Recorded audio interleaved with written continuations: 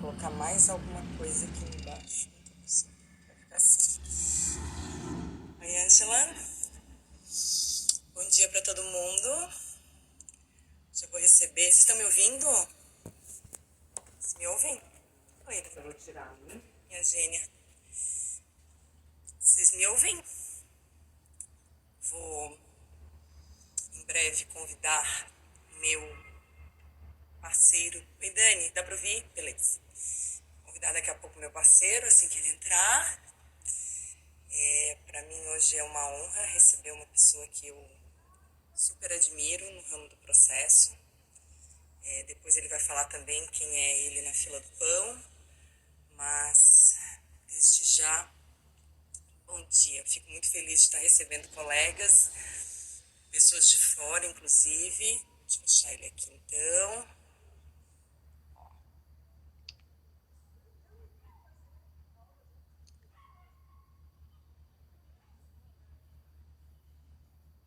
Bom Olá, dia. bom Dia. dia. E aí? Bom dia, Tá me ouvindo bem? Tonatá. Tô ouvindo. Pessoal, vocês estão ouvindo, Begales? Vamos dar digam pra mim que ok. Fala aí. Dá pra ver, né?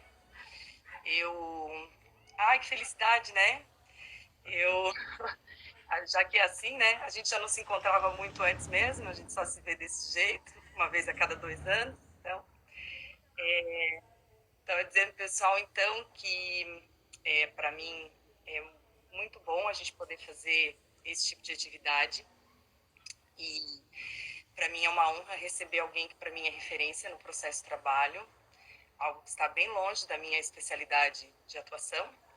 Eu admiro muito quem estuda processo, Megales, Reinaldo, Luiz Fernando, pessoas que gostam de... Normal entrou aí, viu? Então, que medo. Ai, que medo. Ainda bem que eu vou só perguntar hoje, não respondo nada, porque dá muito medo. O Dr. Begales, para quem está entrando e veio pelo Dr. Begales, eu sou Andréa Pazzo, sou juíza do trabalho do TRT da 12ª Região de Santa Catarina e sou professora de Direito do Trabalho e de Direito Civil. E o Dr. Begales, para quem está entrando por mim, Desi, o Dr. Begales, Carlos Begales, passou no concurso comigo, TRT-12, em 2006. Depois ele voltou para o seu estado de origem, que é o Goiás. Ele é especialista em Direito do Trabalho também. E ele é um juiz de trabalho ainda substituto como eu, né? Porque a gente é substituto para sempre. E, e ele está, inclusive, com uma obra nova sobre execução. Então, na verdade, a gente enganou vocês, eu coloquei ali processo de trabalho, mas o nosso objetivo é tratar mais da execução, que é algo que eu realmente também acho que a gente tem ainda muito para ver e temos novidades. E como eu já tinha dito numa outra live que eu fiz, Begales, quando eu fiz com meu irmão, eu acho importante a gente começar a fechar um pouco os assuntos, sabe? Em vez de... Eu não tenho mais a live do generalidades do direito do trabalho depois das MPs e tal. Então, acho que seria bom a gente justamente ir fechando. Acho que nós vamos ter muitas situações de execução que vão ser necessárias a partir de agora, tem muitas dúvidas. A gente sabe que execução, eu considero execução aquela parte mais importante no processo, porque é quando a gente dá efetividade para tudo que a gente fez até aquele momento.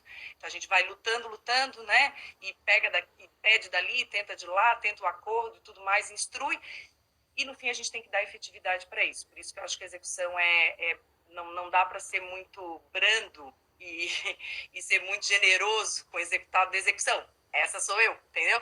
Sou meio ruim. Então, eu queria que você se apresentasse, se quisesse dizer mais alguma coisa. Eu te agradeço por estar aqui hoje comigo. Eu estou muito feliz porque eu sei que eu vou aprender muito. Estou com uma lista de coisas para te perguntar. Bom dia a todos. Eu vi aqui que já entraram vários colegas do TRT-12, os meus colegas servidores e alguns colegas juízes aqui do TRT-18 também. Prazer enorme, viu, André, falar com você. Nós que somos do mesmo concurso, né? O último, efetivamente depois virou remoção, né? E nós tivemos aquele encontro maravilhoso, né, na escola judicial. Nós não precisamos ir para Brasília, né? Nós fomos a primeira e última turma que acabamos não indo para Brasília.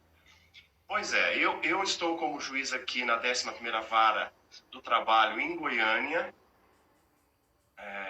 Também atuo como professor, ministro principalmente a disciplina execução em vários cursos de pós-graduação, que é, vamos dizer assim, aquela disciplina que eu gosto mais, que eu já trabalho com ela há algum tempo, né? Minha dissertação de mestrado foi nessa linha. Eu fiquei um tempo sem publicar em razão dos meus meninos, mas agora eles cresceram, assim, não estão querendo muito pai, então eu voltei à ativa de novo. E nós temos muita coisa para falar, né? São vários temas, na verdade, assim, a execução é aquela parte que, de fato, vai fazer a entrega do dinheiro, no nosso caso, né, para o credor, né? Então, nós temos muitos pontos a serem esclarecidos. Eu estou aqui à sua disposição para os questionamentos, e se algum colega fizer alguma questão aí, você pode ir anotando também, a gente vai trabalhando. Saudades demais desse povo de Santa Catarina, viu? Ô, Florianópolis linda! Nós também, nós também. Nós também. A gente a Desirê está querendo requisitar de volta. Oi? A Desirê está querendo te requisitar de volta. Vamos despermutar o Begales. Meu Deus, até a Aline entrou. Aline, olha bem, um beijo, Aline. Aline, eu não vejo desde que vocês foram embora, a esposa do Begales. Olha só, gente, meu Deus. Oi, Ana, tem até gente que não é jurídica na live, olha só, coitados, né? Porque execução é um tema já mais árduo, né, eu acho. Nós vivemos uma situação na segunda-feira que eu acho bem interessante, porque a gente tinha planejado um assunto, que era MP 905, que teria sido convertida, e não foi. Né? Então a gente teve, não só não foi, como a gente viveu a bizarrice de uma revogação por outra MP no dia que ela caducou. Não faz, assim, é só para mostrar quem é que manda, na verdade, né? Então acho que a gente vai ter um período ali, a gente já conversou sobre isso com outros colegas, a gente tem um período em que muita gente aplicou os dispositivos da MP 905 na matéria de execução, a parte de correção monetária, de juros de mora, e isso é uma coisa que agora a gente vai precisar, assim, tem que ver como é que vai resolver, porque tem gente que determinou a aplicação da MP 905 na sentença, mas agora, quando vai chegar na execução, não tem mais MP 905. Então, eu queria que primeiro você falasse sobre essa questão do direito intertemporal, até para a gente ver essa correção monetária, os juros, a gente vai aplicar do momento da execução ou do momento lá do trânsito em julgado, porque tem decisão que aqui, sim, eu trabalho em Itajaí, é cidade menor, né? Nem tudo tem recurso. Tem muita coisa que encerra no primeiro grau. E o tribunal tem atuado rápido também, já que o Narbal está aí, né? Eu sei, e a gente sabe que, assim, às vezes a gente, durante esse período, até porque teve um período de recesso parlamentar e tudo mais, a gente deu a sentença, transitou em julgado, e agora? Eu era uma pessoa que já aplicava IPCA há muito tempo. Eu não estava nem aí para MP, antes de MP, TE, nunca quis. Então, para mim, até ficou mais ou menos parecido. Mas tem a parte da correção e dos juros, principalmente, que eu acho que ficou muito diferente, porque tinha ficado muito ruim para o trabalhador na MP 905. Então, me fala primeiro dessa questão do direito intertemporal, o que a gente faz com quem decidiu conforme MP 905, e como é que a gente vai continuar decidindo agora que não tem mais MP 905. O que volta, o que repristina, o que não repristina. Olha, a minha colega Wanda, juiz aqui, acabou de entrar também. Seja bem-vinda, Wanda. Andréia, nós estamos vivendo um verdadeiro... Ih, travou. Peraí, travou. Vem agora. Ah. Né? De novo que travou. De novo. Fala de novo que travou. Nós estamos vivendo uma coisa muito interessante com relação à correção monetária. Porque nós tínhamos a TR, por lei, né, estabelecida. Quando o Supremo decidiu, numa ação específica de precatório, que seria o IPCA, que a TR não seria um índice adequado, a Justiça do Trabalho, TST, veio e disse: olha, então nós vamos aplicar o IPCA também, mas modulou, desde 2015. Pois bem, veio a reforma trabalhista e disse, olha, vocês estão errados, tem que aplicar TR. Pois bem, veio o Supremo Tribunal Federal em 2019, no ano passado, e disse, olha, não tem que modular nada nos embargos de declaração daquela ação. Tem que aplicar o IPCA. Vem a MP e diz assim, não, vamos aplicar mesmo o IPCA. Só que criando uma situação que não tem pé nem cabeça, dizendo que a correção ela começaria a partir da condenação. E como fica do inadimplemento até a condenação? Uma situação esdrúxula. Pois bem, o que eu vejo hoje?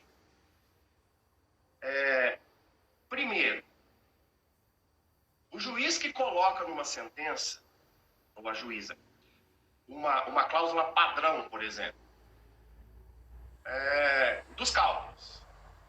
Os juros de mora e a correção monetária deverão ser feitos de acordo com a lei. Ponto. Está criando um problemão na execução. Isso vai ter que ser resolvido uma hora. Fica a dica, né, Letícia? Ó, fica a dica. Então, tem que abrir um tópico e esclarecer isso. Outra coisa, o TST tem decisões agora, de março de 2020, das suas turmas, dizendo, olha, continua sendo IPCA, e inclusive não tem que fazer modulação conforme a decisão do Supremo de 2019. Aliás, quem decidir hoje com base em TR, fixando TR, está dizendo para o credor, você não terá atualização monetária. Porque a TR, Andréia, está desde setembro de 2017 sem índice. Não existe. Se você pesquisar na internet, TR, índice, 2018 não tem nada, 2019 não tem nada, desde setembro de 2017. Nós estamos enfrentando, às vezes nas impugnações, a seguinte situação, né? O credor diz assim, não, eu quero que aplique o PCA. O empregador diz, não, é TR. Bom, qual que é a minha dica para os colegas advogados e advogadas? É ler a sentença. Porque se foi fixado um índice, ele tem que ser respeitado. Nós temos uma coisa julgada. E isso dá uma diferença enorme em termos de cálculo. Então, para você faz coisa... Porque eu também acho isso. A gente colocou na sentença da fase de conhecimento o índice aplicado, aquilo também faz coisa julgada. Faz coisa julgada. Veja bem, é o meu entendimento também.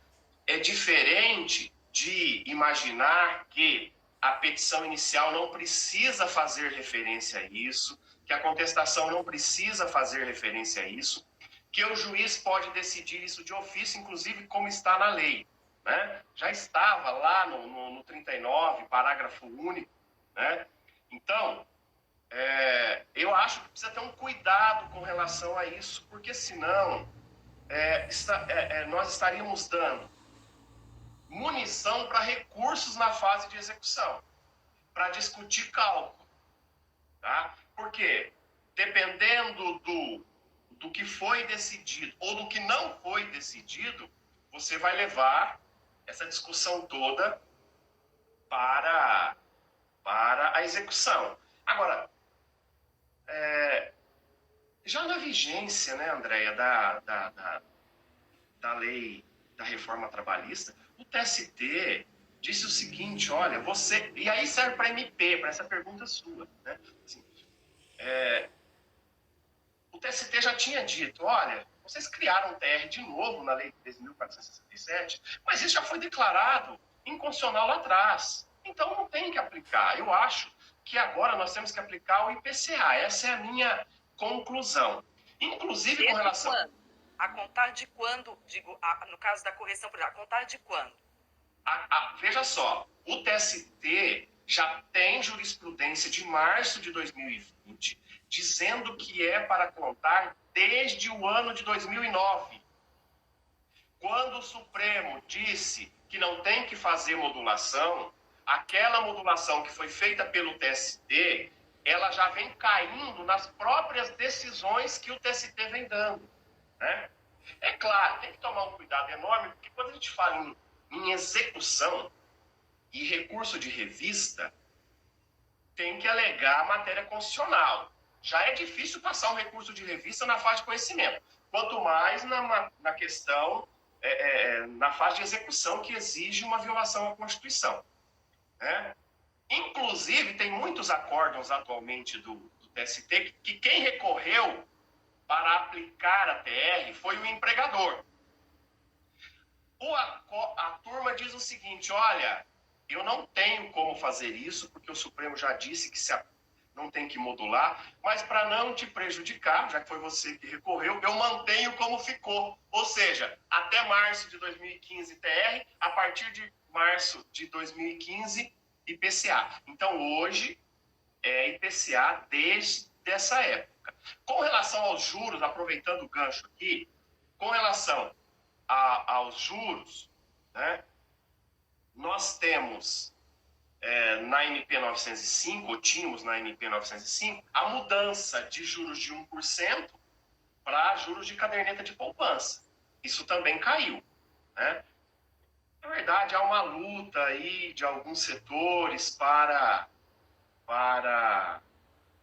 tentar impedir essas correções, né? Seja com relação aos juros de 1%, seja com relação ao IPCA. Mas eu acho que a evolução do tema não vai permitir esse tipo de situação. É que fica muito barato, né, Pegales? Fica muito barato. Assim, a gente sabe que empregador que não quer fazer as coisas direito faz o cálculo do risco.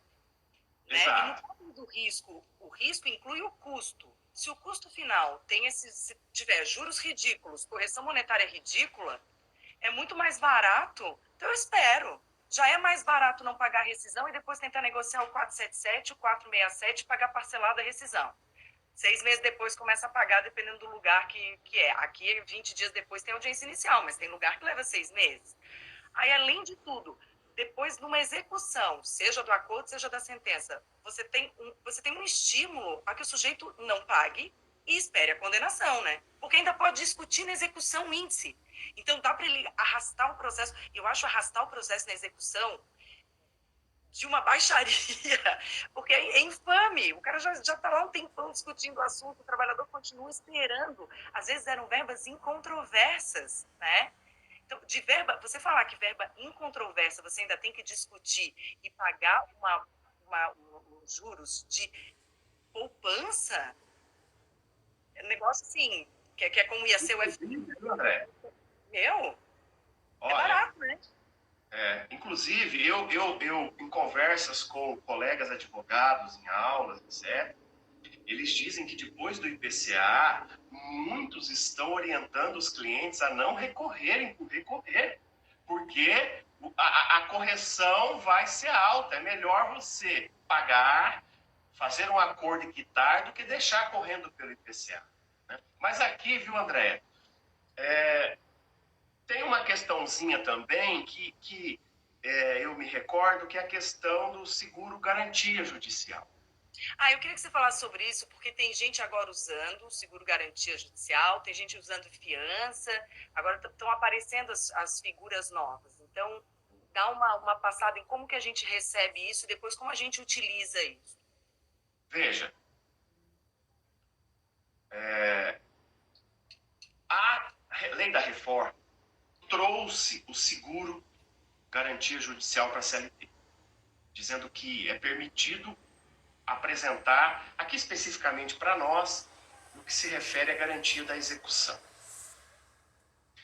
O TST, por meio de um ato conjunto, TST, Conselho Superior da Justiça do Trabalho, Corregedoria Geral, baixou um ato dizendo o seguinte, que se já tivesse ocorrido uma penhora em dinheiro, ou uma garantia em dinheiro, não seria possível utilizar o seguro garantia judicial.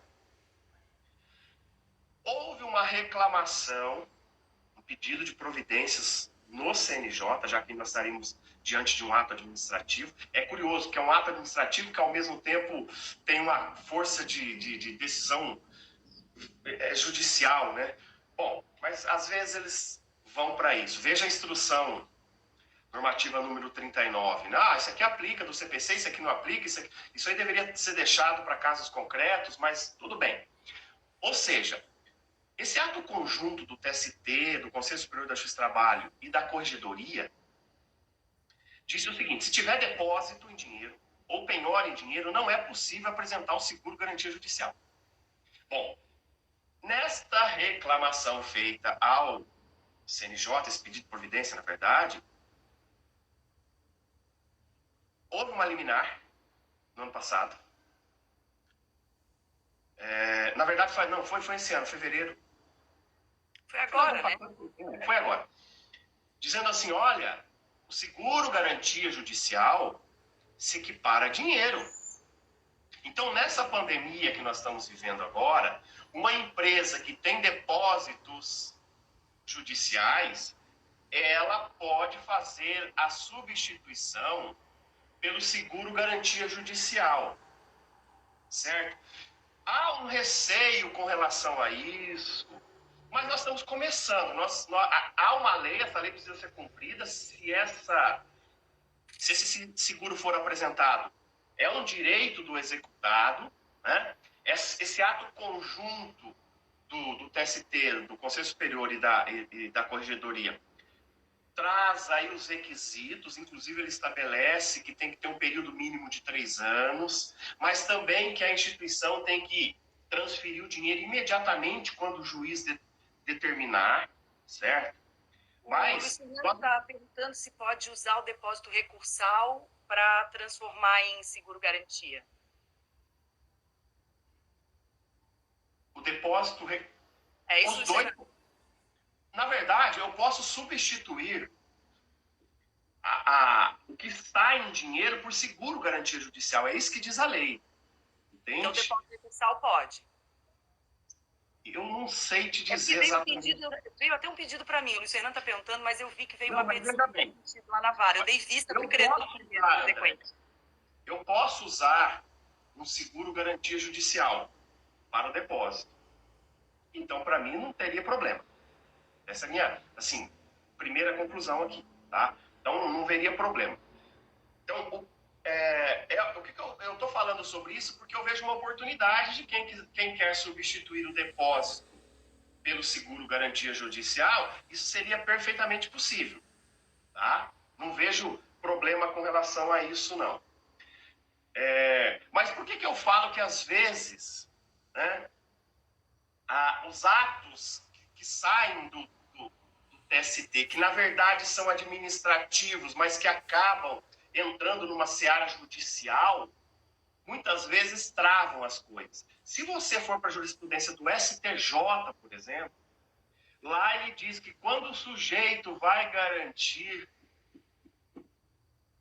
um seguro garantia judicial, isso precisa da aquiescência da União, por exemplo, do credor. Porque a penhora em dinheiro tem preferência. Mas, veja bem, quando o TST baixa um ato conjunto, alguém não concorda, faz um pedido de providência, o CNJ vem e fecha a questão. Nós ficamos amarrados em termos práticos no nosso dia a dia. Né? Porque não é ato judicial, né? Não é ato judicial. Quando é ato judicial é outra coisa, né? A gente tem mais liberdade e depois quem quiser recorre, né? Exatamente. É uma situação interessante, né? Então é isso, com relação ao seguro garantia judicial, é possível fazer essa substituição porque isso está garantido com essa liminar do CNJ e não se aplicaria o ato conjunto do TST que diz que se tiver depósito não se aplica. Tá? Eu quero te perguntar um negócio da lei que a gente tinha conversado sobre a lei de liberdade econômica, mas antes deixa eu só te perguntar, vocês não suspenderam as execuções durante agora a vigência da resolução do CNJ? A 313 e a 314, vocês não suspenderam execuções, só suspenderam prazos, certo? Só. E nas execuções, vocês têm alguma coisa limitando o Bacen? O convênio com o Bacen? Porque tem tribunais que não estão fazendo o Bacen. Exato. Exato. Quando a gente lê a 313, a resolução 313 do CNJ, e agora a 314, que, na verdade, prorrogou até 15 de maio, e está suspendendo os prazos a partir... Não está mais suspendendo os prazos a partir do dia 4, em nenhum momento fala em suspensão de processo. Né? É prazo, é intimação, né? É o teletrabalho funcionando, são os TRTs mostrando a produtividade dos juízes e etc. Com relação ao Bacen, por exemplo, o TRT 18 aqui, a corregedoria disse o seguinte, que está suspensa temporariamente a ferramenta Bacen Júdice. Eu não sei de outros tribunais. Não sei como está. Eu acho que aqui a gente não tem nada disso, mas até a doutora Rosana está dizendo aqui que há vários TRT que não estão fazendo. Eu acho que está sendo uma coisa meio de olhar no caso concreto. Claro, a gente não tem interesse, mas isso a gente nunca teve, de fazer Bacen para pegar dinheiro que também ia ser usado para folha de pagamento. Isso a gente já tomava esse cuidado. Então, o Bacen é para pagar aquele credor que está na execução, que está esperando. Eu até concordo com o Gelson, o doutor Gelson estava mencionando a questão do depósito recursal ser um dinheiro já disponível e o seguro, a garantia não é um valor disponível, então tem uma questão diferenciada mesmo. Mas essa questão, me parece que a ideia do Bacen, a gente já tem várias, a gente faz o Bacen, e depois a gente analisa se a gente vai poder usar aquele valor ou se a gente vai devolver para o devedor, para o executado, como a gente já devolveu muitas vezes. Ninguém vai querer que a empresa quebre agora para pagar um credor da execução trabalhista, mesmo sendo crédito alimentar, porque afinal de contas esse crédito já é alimentar há muito tempo, então essas alturas o trabalhador já teve que comer, né? Mas a gente sempre vai olhar. Agora, suspender o Bacen, você não acha assim meio temerário? Olha, eu semana passada, por exemplo, tinha um processo aqui em que se fazia um pedido de desconsideração da personalidade jurídica. E em razão de várias nuances do processo, pediu um Bacen liminar, que é uma situação que pode ocorrer. Porque hoje você tem que fazer a desconsideração, o direito de defesa, julgar, cabe até agravo de petição, etc. Mas é possível fazer isso também liminarmente, né? Então, se você ler as resoluções, em nenhum momento, a 313 e a 314, em nenhum momento elas impedem isso. Eu penso que é um ato judicial, que é uma situação que depende, que tem que ser analisada caso a caso, certo? Até porque você poderia pensar, mas fez o Bacen. Não, o processo vai concluído, o juiz vai analisar. Se você, mas isso é penhora de salário, penhora de aposentadoria, etc. Eu, particularmente, não vejo razão para isso. Agora está me vindo aqui uma situação, e depois nós podemos, no futuro, até conversar sobre isso, as famosas medidas executivas atípicas, né? Apreensão de CNH, passaporte. Veja que agora isso não tem funcionalidade nenhuma, né? Aprendeu o passaporte de alguém, não é coação, né? Então, mas... faz diferença nenhuma na conversa.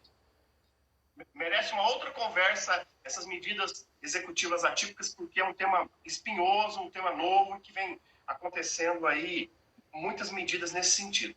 Então, eu não vejo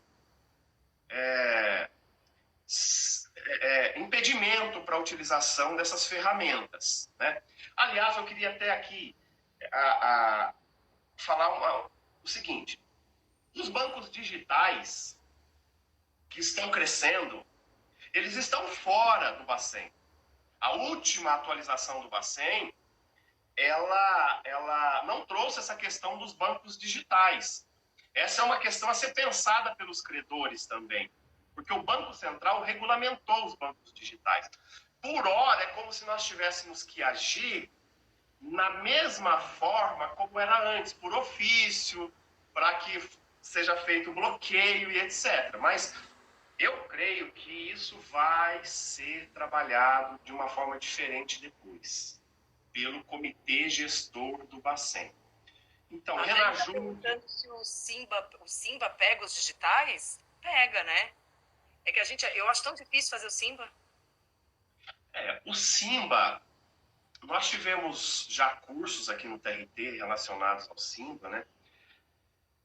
Na prática, assim, é muito difícil você ter deferimento dessa questão de Simba para todos os casos, porque você precisa de uma equipe para fazer análise desses dados, não é isso? Né? Você precisa ter acesso a todos esses dados, ter uma equipe para fazer a análise desses dados, para buscar terceiros que às vezes estão aí servindo como laranjas e etc. Mas, se o Simba pega os bancos digitais, eu não saberia responder essa pergunta para Desirê, viu? Assim, nesse momento, se seria possível. É até uma questão a ser pensada, né? Eu vou pesquisar isso aí depois para dar uma E a olhada como é que... tendência é de ter mais utilização de banco digital, a gente sabe, né, cada vez mais, e aí esses valores, é como aquela época tinha a discussão das cooperativas de crédito, né, quando não pegava nada de cooperativa de crédito, todo mundo passou a ter conta na cooperativa de crédito.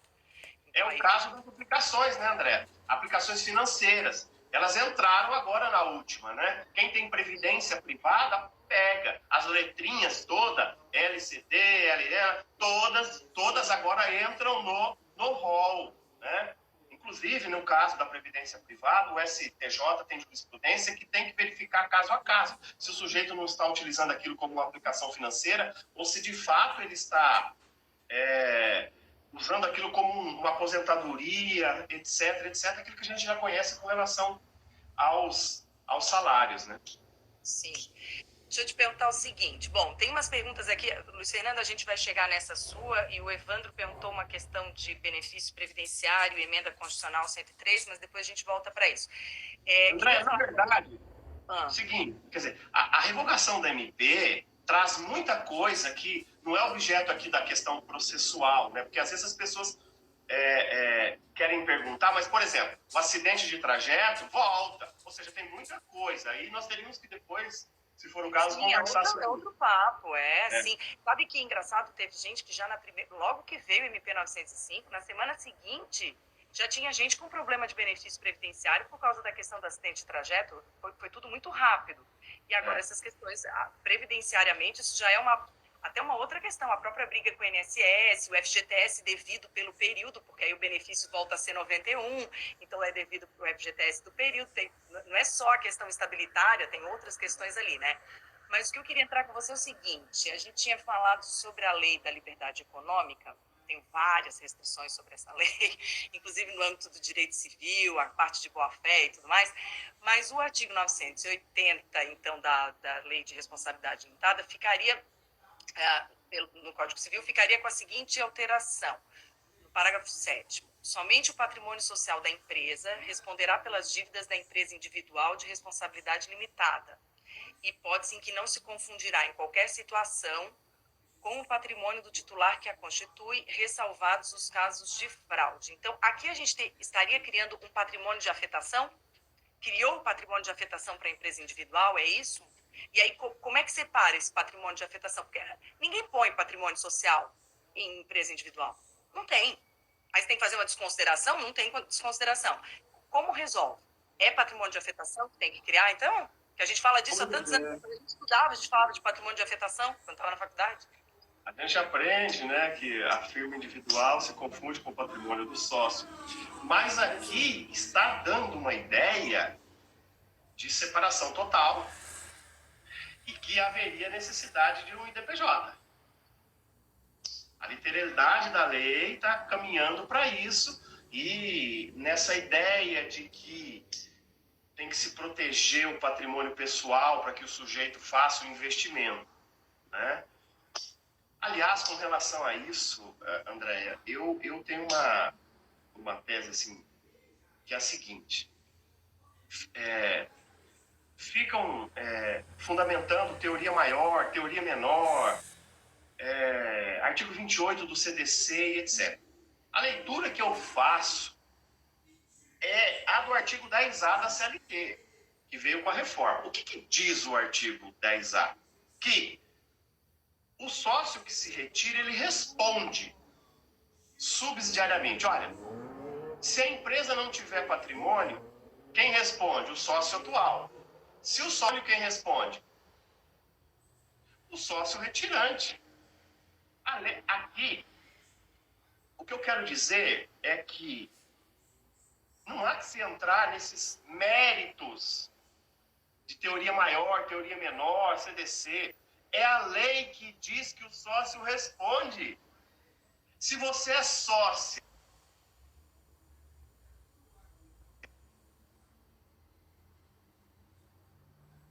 é uma questão automática. Agora, por que se faz o IDPJ?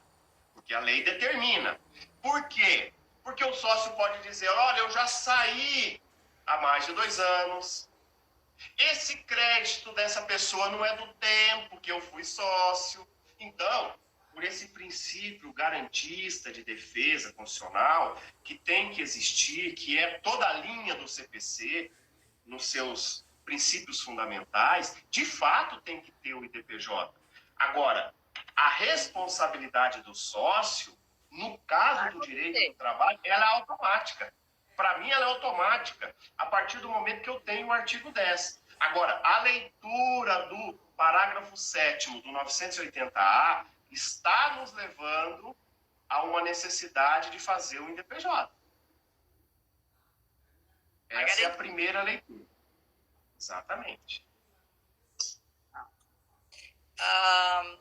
Em relação aos depósitos recursais e questões de parcelamento de... não era nem do parcelamento que eu queria te perguntar. Queria te perguntar se tem alguma novidade em relação à recuperação judicial e... Bom, eu tenho umas questões sobre recuperação judicial e depósito recursal e tal. A gente acaba vivendo situações muito esdrúxulas, né? A gente vai lá, consegue todo o dinheiro, a gente faz Bacen, a gente fica com tudo prontinho e aí a gente recebe a decisão da recuperação judicial e todo aquele dinheiro lindo, maravilhoso que a gente pegou ali para pagar nossos credores. Ele tem preferência daqui a 2 anos, sei lá quando que ele tem preferência, entendeu? Assim, o que mudou em relação à questão de recuperação judicial, né, nesse nosso período e se... tem modificação dos critérios para levantamento de depósito recursal. Às vezes, eu tenho momentos que eu acho o depósito recursal a coisa mais linda do mundo, né? Porque se a empresa tem dinheiro para o depósito recursal, eu tenho esperança na execução, né? Sempre que alguém tem dinheiro para o depósito recursal, me dá um brilho no olhar de que aquilo vai para frente. Então, como estão os critérios para levantamento desse valor? Olha, logo que começou, isso é fato notório no meio judicial trabalhista, né? Logo que começou a pandemia, a Associação dos Juízes pela Democracia apresentou um requerimento ao TST para que fossem liberados os depósitos recursais aos credores. A Corregedoria veio e disse, olha, não tem nenhum MP nesse sentido. O que nós temos é o 899, você só pode liberar depois do trânsito em julgado. Então, não mudou essa questão.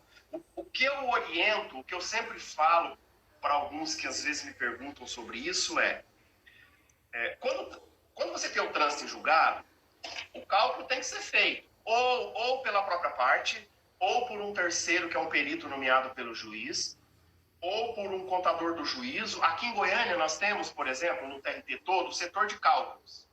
Todos os processos vão para o setor de cálculo. Único. É o único setor unificado. Então vocês não fazem sentença... Você faz sentença líquida, não?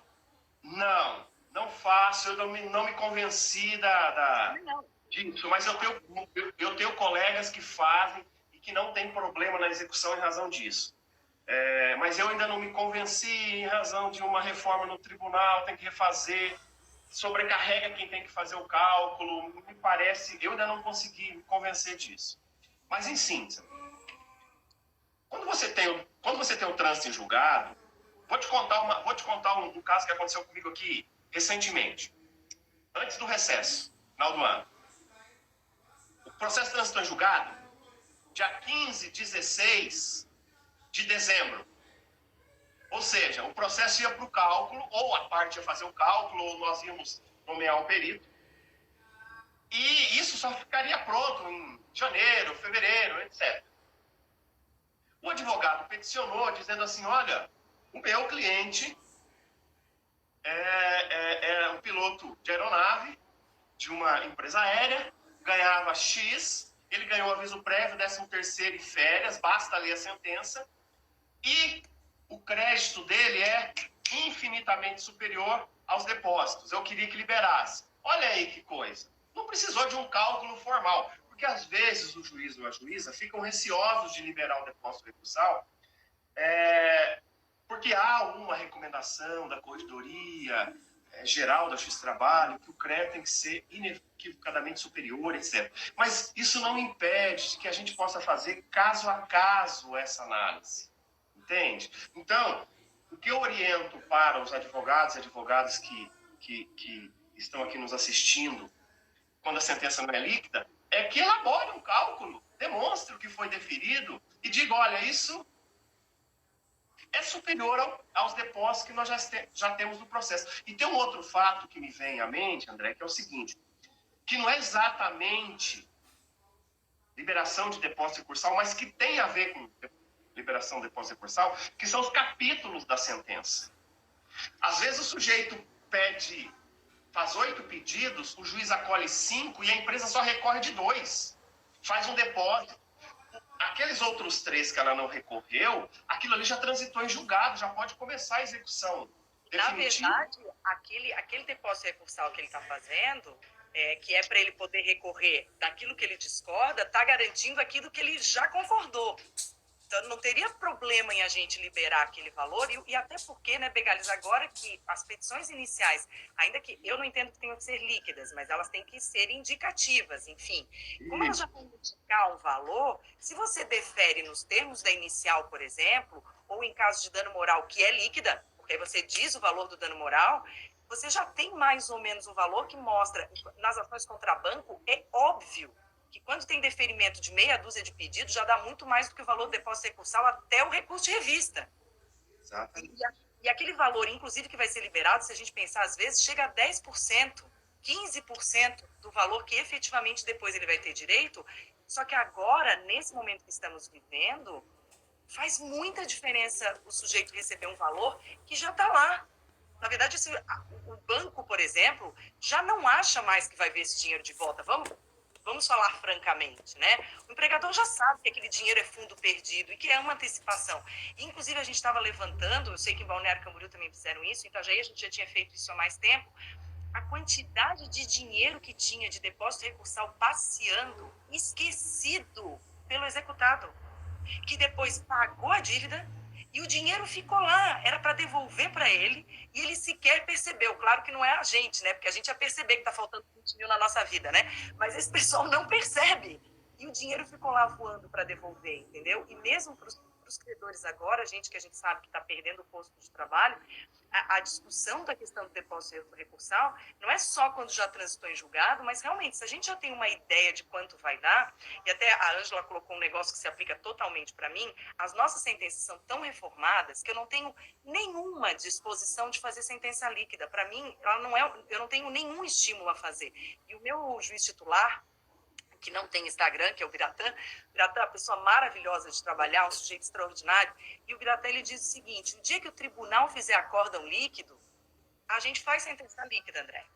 Porque enquanto o tribunal reforma a nossa sentença e pega aquele teu cálculo bonitinho e simplesmente só muda o valor da causa, então eu vou lá e dou uma equiparação salarial, que é uma coisa que dá muito trabalho de liquidar, porque equiparação salarial dá muito trabalho de equiparar, aí chega no tribunal, o tribunal diz: tem equiparação, não? Não é a mesma perfeição técnica. Aí então vamos cuidar da parte jurídica e vamos ficar cada um no seu quadrado, e quando isso voltar, a gente faz o cálculo. Mas em termos de depósito recursal, me parece que se a gente tem lá essas quantias, e quem sabe, até tem uma pessoa dizendo isso, quem sabe a gente passa a pensar sobre isso nesse período da pandemia, mas é algo que para o futuro acho que a gente poderia fazer sempre.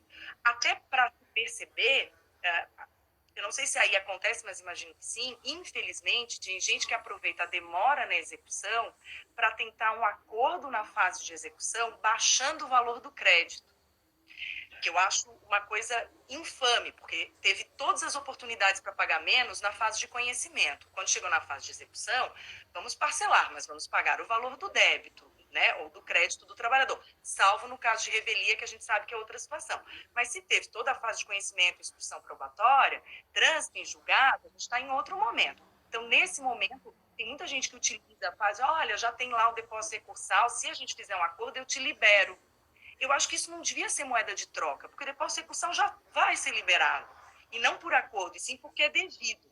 Então, se a gente criar uma nova cultura de que o depósito recursal vai antecipar já o pagamento, os acordos em execução vão ser verdadeiros acordos. E não você renunciar a créditos a que teria direito, porque você está desesperado e o depósito recursal já está ali. Entendeu? Entendi. Ou tô doida? Ou tô doida? É isso mesmo. A única questão